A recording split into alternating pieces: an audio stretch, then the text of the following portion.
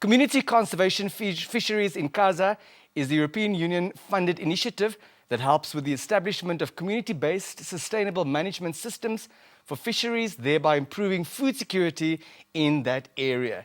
Later this month, the initiative will launch the Strengthening Community Fisheries program in KAZA. With more details on this, I'm now joined by Team Community Fisheries Leader for KAZA, that is Britta Hackenberg. Good morning, ma'am, and welcome to Good Morning Namibia.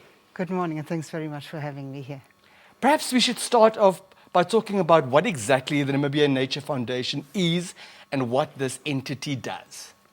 So the Namibia Nature Foundation is an NGO. We were funded in 1987, and we are promoting sustainable development and the conservation of biological diversity for sustainable development for the benefit of Namibians for both the present and the future.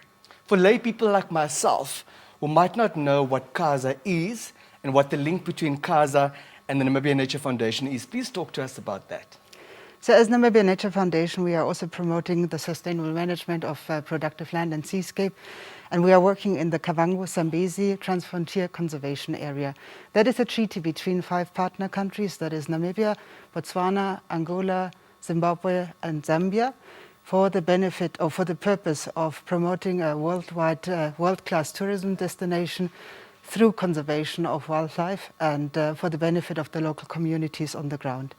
And one of the key features is that our landscape of the Kavango and Zambezi regions are transboundary in nature and as such share fisheries resources, and that is also what brings us to work on fisheries in this landscape. Would you like to elaborate more on fisheries in KAZA? So actually, in the past, in the last decade, let me put it like that, there was first a rise in the fish stocks and then a decline. So that was because, there was an abundance of fish because of the climate, because ephemeral lakes had filled up. And so communities and also people from outside had started enjoying the benefits of fish and started also exporting. So there was a flourishing fisheries production there. And people started using also gear that is not necessarily, is very effective, but also destructive. And that is the use of monofilament nets. And that caused also the decline together with some other factors of the fish stocks. And so, suddenly people found themselves deprived of fish. So what was a staple food in the past for communities was suddenly not available. And people couldn't afford to buy fish or also eat fish. And that has brought the urgency of dealing with the fisheries issues because, people were missing also, having fish as part of their livelihood. And so that's why we started engaging with communities on the ground to do something about those declining fish stocks. Why, according to you, are these nets destructive? You see, they are very efficient in terms of their how they catch fish, because the small fish can often also not escape. They're often small in mesh size, so often the juvenile fish are caught, and that's what is impacting on the next generation of fish stocks. But also, the fish, what people say, it sounds funny, but the fish can't see them, and often, the fish are just getting entangled. What's also the aim of fisheries, but that's why we're saying they're very effective, but they're very detrimental. What are we talking about when we're referring to the concept of eco-fish?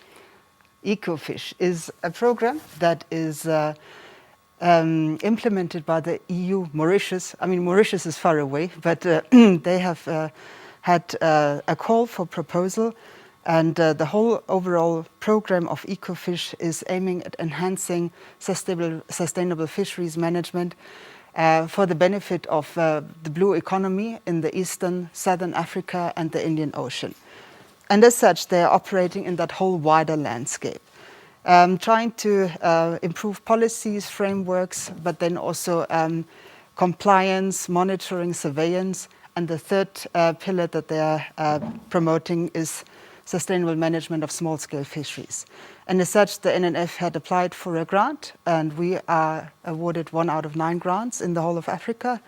And partners there are the EU Mauritius, but also, for example, SADC as our main partner here. Can you walk us through the successes, the highlights of Namibia Nature Foundation, particularly in Kavango and Zambezi? So over the last 1 or 2 decades, we have worked with the Ministry of Fisheries in Namibia, in those 2 regions, in order to engage communities on the ground to take ownership and take responsibility for the management of their resources.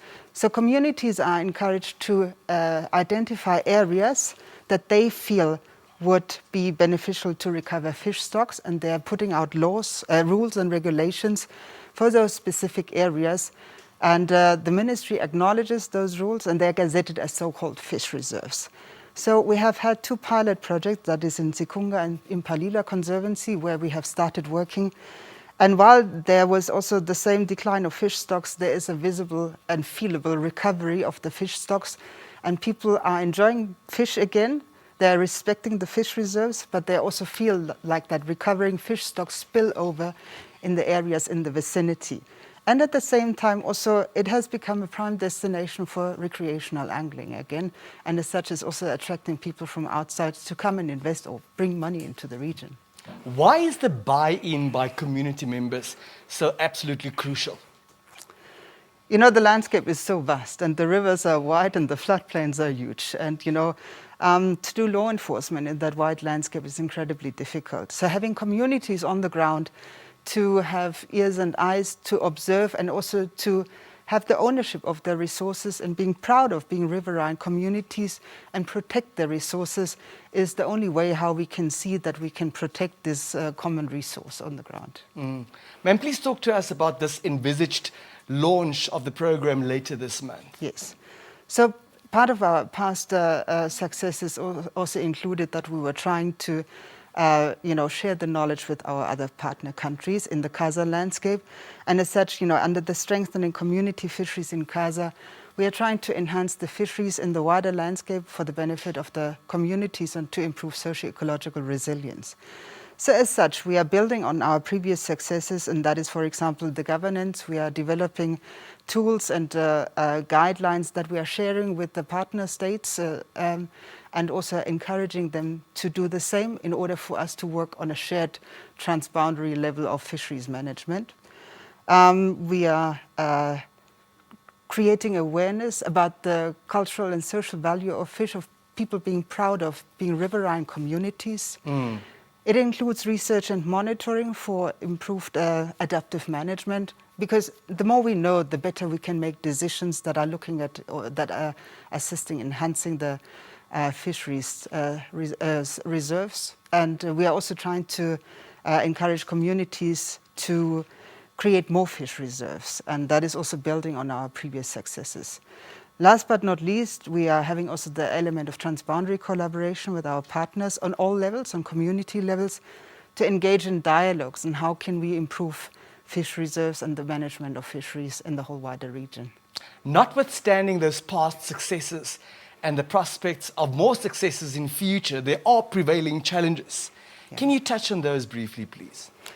I mean, the whole law enforcement issue is a big challenge. How can we get more communities on the ground? That's why we are aiming to establish a network of fisheries, and not only one here and one there. And so that is definitely our biggest challenge. But we also feel at the same time communities are observing the successes of those earlier fish reserves, and they're coming to ask us for support, and as such are also really open-minded now to follow suit in that model.